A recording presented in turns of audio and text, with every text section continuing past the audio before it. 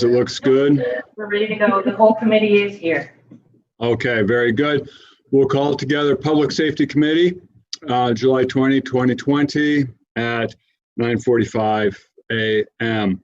We have a quorum.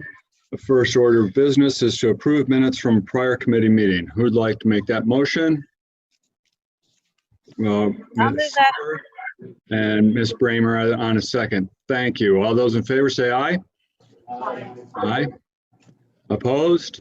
None. Motion carries. I'll turn the floor over to Sheriff LaFar. Sheriff? Yes, sir. Good morning, Supervisor Leggett. Good morning. We have just two items on our agenda. The first is a request to extend an agreement with Niemer Chrysler Jeep Dodge Ram of Queensbury for dealer-only services. That was a contract that had been in place, and we're just looking to renew that for this year. Okay, I'll entertain a motion to bring that to the floor. Who would like to make that? I can. Okay, made by Supervisor Bramer. Is there a second? Okay, second is that Ms. Shepler? Yes. Thank you. Okay, go ahead. Any particular details, Sheriff, on this one? No, that is very cut and dried. It's a program or a contract that we've had in place. It's something we need for our Dodge Chargers, and just something that we're looking to renew. Good, thank you. How have those Dodge Chargers been working out on this transition from the Crown Victorias? Very well. They're not as roomy, and they don't perform quite as well by some account as the Fords, but the Fords are no longer in production, so we were kind of limited. And I know that our officers prefer the SUVs, the Explorers. We'll be getting into those firsthand here soon enough. They're on order, and we should have some once the manufacturing starts back up again. Thank you, Sheriff. Any other questions for the Sheriff on this contract?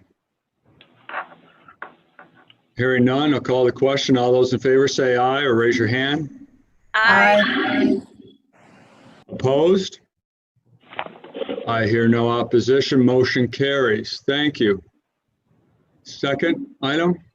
The second item is just simply to amend the resolution number 278 of 2018, and just to amend the funding source. There were purchased through Capital Digitronics of two buildings for radio tower projects, one being 149, the other Stony Creek. The 149 project was completed. Stony Creek was placed on halt due to issues with the grant funding. Capital Digitronics did actually purchase two buildings, so they've been holding on to one with the understanding that when the project picks up, we will pay for those and go forward with the tower. The funding in the resolution is to be paid out through the grants, and that's no longer going to take place. In order to retain the money, it was moved into a fund balance for capital projects. So we just are looking to change the funding source to that code, the fund balance code, when we get ready and start moving forward with the Stony Creek Tower project again. Okay, thank you, Sheriff. So the money has been received, was not spent, and there was an accounting adjustment made to put it into fund balance. Is that correct? It's a specific fund balance, yes. I don't think it's the general fund balance. It's $60,000, and it has been held there for the time when it comes up. We can purchase this building and move forward with the project. So yes, the money is there. Okay. Motion to bring this to the floor? So moved. Second. Okay. And seconded by Supervisor Bramer. Who moved it on the boardroom? Matt. Thank you, Matt. All right. Any further discussion? Hearing none, we'll call the question. All those in favor say aye. Aye. Aye. Opposed? Hear no opposition. Motion carries. Thank you. Back to the agenda. We have no more action items. The only topic for discussion that I have is just to touch base on our inmate population. We are still remaining in the 50s. Our current population as of this morning is 52. And we continue to get more federal inmates. We have 12 currently. And with that comes revenue, which is something that's obviously beneficial during these times. And the local director has reached out again, is offering us more. We are doing so very cautiously to make sure that we keep our facility healthy, which we have. We've not had a single, knock wood, case involving any staff member or inmate with the introduction of the virus or COVID into our facility. The federal inmates we do receive funding for. We have some parole inmates that are in our facility as well, which we're not funded for those, but we are mandated to hold. I know a question came up during this past month between these two committee meetings regarding the decision to hold a certain parolee that was held intentionally to be a participant in our medically assisted treatment program. And the question was raised about the inmate's status and his disciplinary actions and the cost to the county. And I just want to stress to every supervisor, the question was brought to me by the county administrator and not by the supervisor. If anyone has any concerns or questions, wants clarification, I would urge you to please reach out to me directly. You know I'm always available. I'd be more than happy to answer.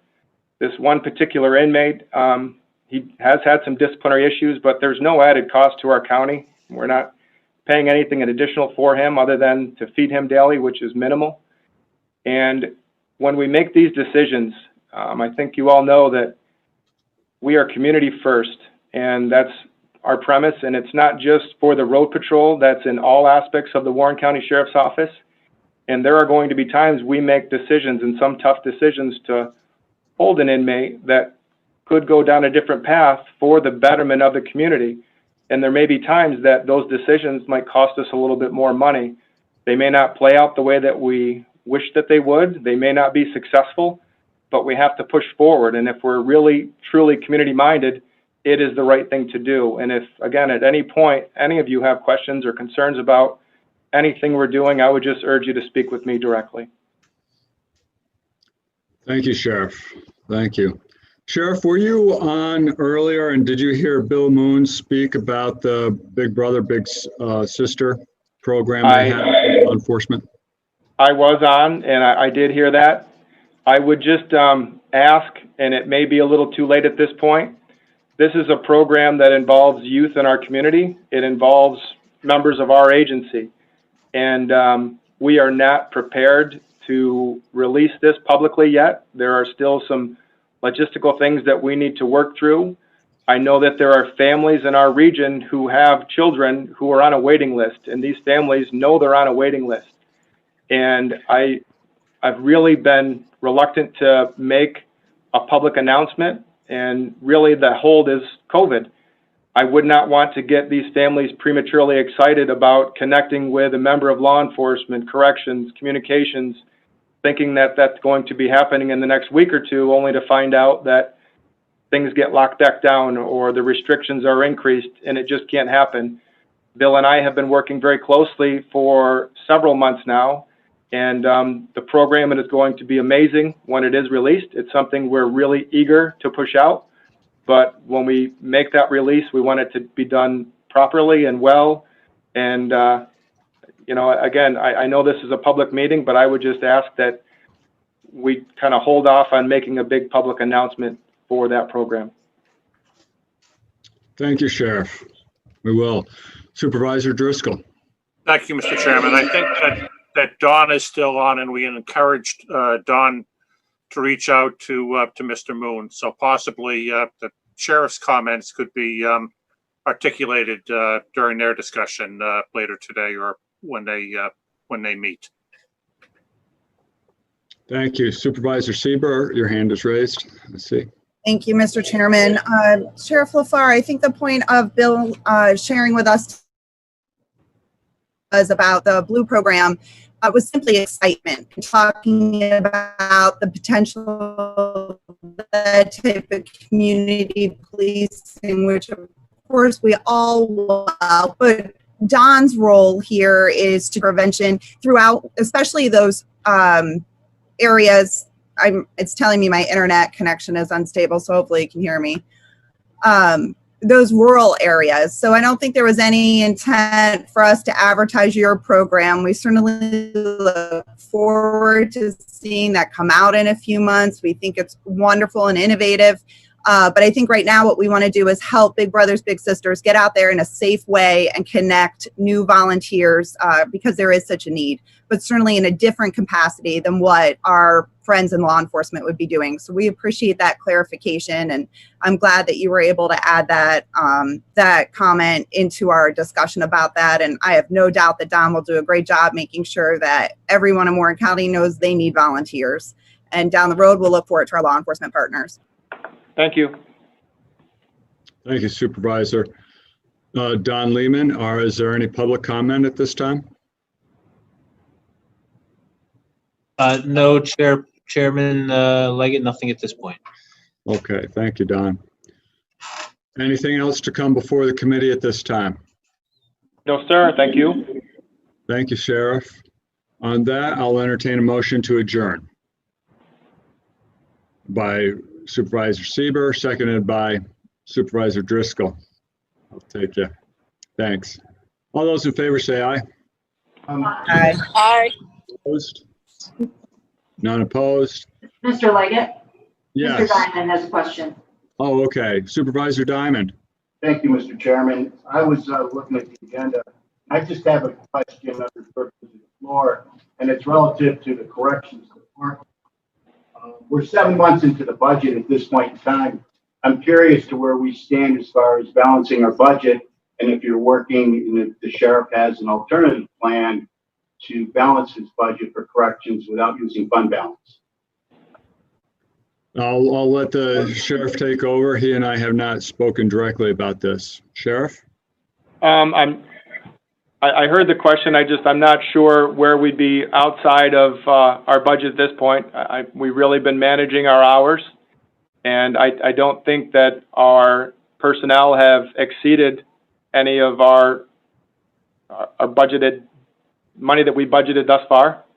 I'm not sure specifically. I know that the revenues are going to be down, but when we were going through the budget process last August and September, I made it very clear that, the revenues for federal inmates, we cannot plan for that because they may not be there. They started out extremely slow. We had none at the first half of the year, and they are finally coming around. So the only area that I see right now where we might be outside of that is revenue, but expenditures, I think we're in a very good spot. Are you looking at a plan, a contingency plan to balance that budget without using the fund balance, the general fund balance? I'm not sure where you're asking. I don't have a plan to go into the fund balance for anything related to corrections unless you have a specific item I'm not clear about. I was just looking at, considering the revenue streams coming into this calendar year and knowing that we're really in some difficult financial trouble. I would prefer not dipping into the fund balance to balance the budget. So my question was, are you looking at other options without using fund balance?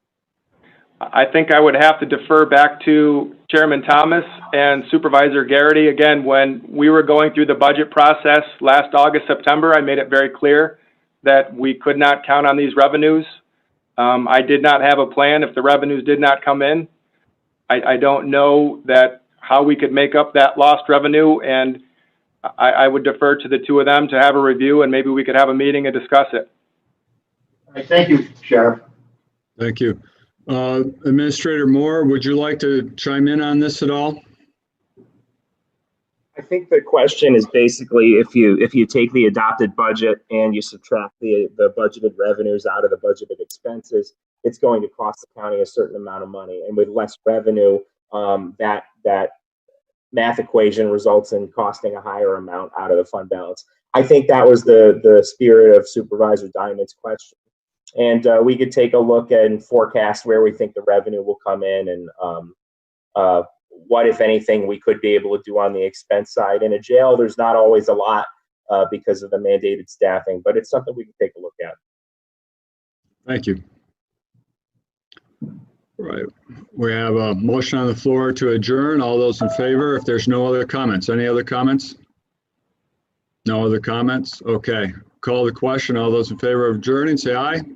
Aye. Opposed? Motion carries. Thank you, everyone.